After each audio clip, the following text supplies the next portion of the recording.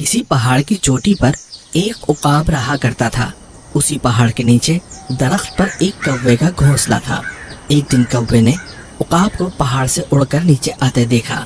उकाब नीचे उतरकर एक भेड़ के बच्चे पर झपटा और उसी पंजों में दबाकर उड़ गया। कौवा ये देखकर दिल में कहने लगा, मुझे भी इसी तरह शिकार करना चाहिए। ये सोचकर वो बहुत ऊंचा उड़ा।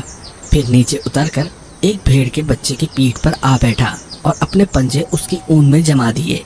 फिर सोचने लगा, अब मुझे उकाब की तरह इस भेड़ के बच्चे को उठाकर ले जाना चाहिए। कौवे ने बहीतरे पर फड़फड़ाए और जोर लगाया, मगर भेड़ के बच्चे को लेकर उड़ न सका।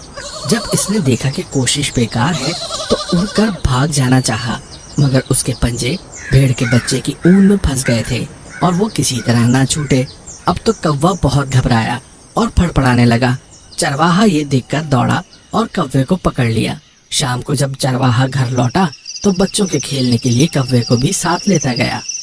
उसने बच्चों से कहा, इस परिंदे का ख्याल था कि मैं उकाब हूँ, मगर आज इसको मालूम हो गया कि मैं दरअसल कौवा हूँ। सब बच्चे खिलखिलाकर हंस पड़े। किसी ने सच कहा है कि अपनी असलियत को ना पहचानना और दूसरों की नकल करना आदमी को खराब करता है।